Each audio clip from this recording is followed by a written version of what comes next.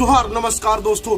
जैसे ही मैंने सोचा कि मैं यूपी और झारखंड के सीएम के ऊपर एक कंपैरिजन वीडियो लाऊंगा कि कैसे उत्तर प्रदेश के सीएम योगी आदित्यनाथ ने अपने स्टेट को सेकंड लास्ट इकोनॉमिक से सेकंड लार्जेस्ट इकोनॉमिक बना दिया, यानी वहां विकास तेजी से हो रहा है, वैसे ही ये खबर आ जाती है Uttar Pradesh public service commission के ROARO क्वेश्चन पेपर लीक की खबर। और ये खबर मुझे स्तब्ध कर देती है, यानी अब आप किसी भी हिंदी बेल्ट में चले जाएं, वहां नौकरी पाना लगभग इम्पॉसिबल है। अगर आपके पास पैसे हैं, पैसे खिलाओगे तो क्वेश्चन पेपर आपको पहले मिल जाएगा और आप आसानी से एग्जाम पास कर पाओगे।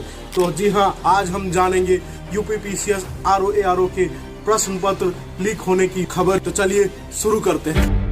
लीक न्यूज स्टेट के पास पेपर की कॉपी बीते रविवार को पेपर लीक के जिन मामलों से करोड़ों युवाओं का भविष्य अब खैर नहीं, लोकसभा में पास हुआ बिल। वो 8:41 AM पर पहले से बच्चों को भेजी जा चुकी थी। वाला बिल पास करने वालों की अब खैर नहीं, लोकसभा में पास हुआ बिल। अब पेपर लीक के मामले पर बनेगा सख्त कानून। आप चाहते हैं कि सारी परीक्षाएं ईमानदारी से हो तो करें दैनिक आर्यवत को सब्सक्राइब, जो आपके लिए तो फ्री है, लेकिन हमारी पूरी टीम को इससे एक इंस्पिरेशन मिलती है, तभी तो हम आपके स्क्रीन पर आ पाते हैं एक बड़े बदलाव के लिए। बात है पिछले रविवार यानी 11 फरवरी को, जब UPPCS ने अपने ROARO की परीक्षा को सफलतापूर्वक करा ले जाने की घोषणा करने ही वाला था, तभी उसके एक सेंटर से आंसर की लीक हो जाती है, यानी प्रश्न बनने से पहले ही आंसर बढ़ जाते हैं। अब ये हाल उस स्टेट के बोर्ड का है जिस स्टेट में सीएम योगी आदित्यनाथ है, यानी सख्त सीएम जो एकदम ईमानदार है। हालांकि लोगों का कहना है कि इस परीक्षा में जो क्वेश्चंस पेपर आए थे वो उसका स्टैंडर्ड काफी ठीक ठाक था। अगर कोई ये समझ ले कि मैं 2-3 महीना में तैयारी करके ROARO का एग्जाम पास कर लूं तो इम्पॉसिबल है। मतलब इतना अच्छा स्टैंडर्ड का क्वेश्चन था, फिर भी आंसर लीक हो गए। तो बात क्वेश्चन के स्टैंडर्ड का है ही नहीं, बात है उस एग्जामिनेशन बोर्ड के स्टैंडर्ड का है जो ये एग्जाम कंडक्ट कराती है, यानी UPPCS। जहां तक मेरा ज्ञान है, UPPCS में लगभग 100 से अधिक लोग कार्यरत हैं और इनके दो ऑफिस हैं, एक कंपनी घाट प्रयागराज के बगल में और दूसरा लखनऊ में। और शायद जो लखनऊ में ऑफिस है वहां पे इनका खुद का प्रेस भी है, तो क्वेश्चन पेपर आप वहां छपवा भी सकते हैं। फिर भी आप एक निजी कंपनी पे निर्भर करते हैं। हालांकि जिस तरह का क्वेश्चन का स्टैंडर्ड है, लगता नहीं है कि क्वेश्चन प्रिपरेशन में UPPCS ने किसी निजी कंपनी का सहारा लिया होगा, लेकिन क्वेश्चन छपवाने में शायद इन्होंने एक निजी कंपनी को टेंडर दिया होगा, तभी तो प्रश्न पत्र लीक हो जाते हैं। प्रश्न तो इसी बात का है कि आपके पास प्रशासन के लोग पर्याप्त मात्रा में हैं, फिर भी निजी कंपनी को क्यों देना किसी भी परीक्षा की जिम्मेदारी। जैसे ये प्रश्न पत्र लीक होता है, ट्विटर पर मानो आंधी सी आ जाती है, सारे लोग इसी प्रश्न पत्र की लीक होने की खबर वायरल करने लगते हैं। पेपर यहाँ लीक हो चुका है। इतना ही नहीं, एक क्वेश्चन पेपर भी ट्विटर पे वायरल होता है, और ये सब वायरल कौन करते हैं? विपक्षी पार्टी के नेतागण। सबसे पहले नाम आता है अखिलेश यादव का। इन्होंने तो सरकार की ईमानदारी पर ही सवाल उठा दिया। भाई साहब, आप तो ऐसे बोल रहे हैं जैसे आपके टाइम में UPPCS बहुत समय पे हो जाता था और बड़ी ईमानदारी से हो जाती थी। एक तो परीक्षा नहीं होती थी UPPCS की कोई भी, और ऊपर से अगर परीक्षा होती भी थी तो 2-3 साल में सिर्फ आप PT ले पाते थे और सारी की सारी सीटें बेच देते थे एक ही जाति के लोगों को। तो आप ना ही बोले भाई जी तो अच्छा ही रहेगा। अब उसके बाद दूसरा नाम आता है हमारे दिल्ली के CM श्री अरविंद केजरीवाल जी का।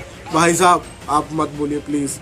क्यों? क्योंकि आपको बहाली के बारे में, वैकेंसी के बारे में क्या पता। आप तो अपने स्टेट में वैकेंसी लाते ही नहीं है और दूसरों को ज्ञान देने चले जाते हैं।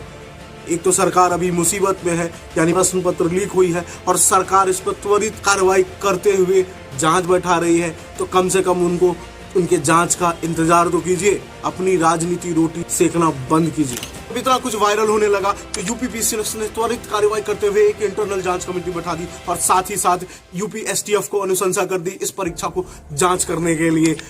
इसका क्या मतलब है? आयोग पहले जांच करवाएगा कि इस परीक्षा में धांधली हुई है या नहीं हुई है, फिर एक्शन लेगा। भाई साहब, अगर किसी भी एक सेंटर पे प्रश्न पत्र लीक हुआ है तो इसे एग्जाम को तुरंत रद्द करना चाहिए और नए एग्जामिनेशन शेड्यूल को जल्द से जल्द जारी कर देना चाहिए। और अगर आप एग्जाम ले रहे हैं फिर से री एग्जाम, तो आप इस बार पुख्ता तैयारी करके आइए और होमवर्क करके आइए और कुछ सीखिए संघ लोक सेवा आयोग से कि कैसे उसके आज तक कोई भी प्रश्न पत्र लीक नहीं हुए हैं और उसमें लगभग 10 लाख से अधिक लोग फॉर्म भरते भी हैं और एग्जाम देने पहुंचते भी हैं। इसके अलावा उसका सेंटर पूरे भारत में होता है, फिर भी कोई चिड़िया चूसे से चा नहीं कर पाती है। तो ये सिर्फ यूपीपीसीएस के लिए नहीं है, आप सभी एग्जामिनेशन बोर्ड जिनके प्रश्न पत्र लीक होते हैं, यानी जेपीएससी हो, जेएसएससी हो, बीपीएससी हो, राजस्थान पब्लिक सर्विस कमीशन हो, Madhya Pradesh public service commission हो, क्योंकि आप अपने स्टेट में ऐसे अधिकारी को चुनते हैं जो आपके स्टेट को आगे बढ़ाने में आपकी मदद करता है। ईमानदारी से एग्जाम लीजिएगा तो ईमानदार लोग प्रशासन में और शासन में आएंगे और आपके स्टेट को आगे बढ़ाने में आपकी बढ़िया से मदद कर पाएंगे। इतना कुछ जो हो रहा है यूपी और झारखंड में या फिर और भी स्टेट में, इसके बाद जो स्टूडेंट है जो इन नौकरियों की तैयारी करते हैं उनमें एक संशय आ चुका है कि 17 मार्च को होने वाली Uttar Pradesh public service commission की सिविल सर्विस की परीक्षा क्या ईमानदारी से होगी।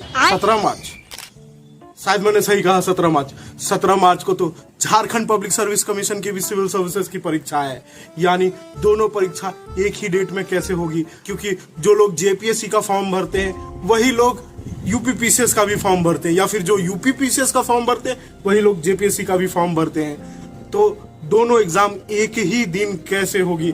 17 मार्च को परीक्षा लेना झारखंड पब्लिक सर्विस कमीशन के लिए कितना उचित होगा या फिर Uttar Pradesh public service commission के लिए कितना उचित होगा, दोनों में से एक बोर्ड को तो पीछे हटना पड़ेगा और परीक्षा की तैयारी फिर से दुरुस्त कीजिए, पूरी तैयारी के साथ आइए ताकि बच्चों का भविष्य खराब ना हो सके। सरकार में बैठे लोग अगर इन युवा वर्ग के बारे में सोचेंगे और ये युवा वर्ग सरकार में बैठे लोगों के बारे में सोचेंगे, तभी एक सजग और बेहतरीन समाज का निर्माण होगा और हमारे स्टेट या हमारे देश का विकास होगा। तो चलिए इसी आशा के साथ आज के लिए अलविदा चाहता हूँ, चलता हूँ, नमस्कार, टाटा बाय बाय। लेकिन जाने से पहले अगर ये वीडियो अच्छा लगा हो तो लाइक कीजिएगा, दूसरों का ज्ञान इस वीडियो से बढ़ाना हो तो शेयर कर दीजिएगा। चलता हूँ, जय हिंद, जय झारखंड।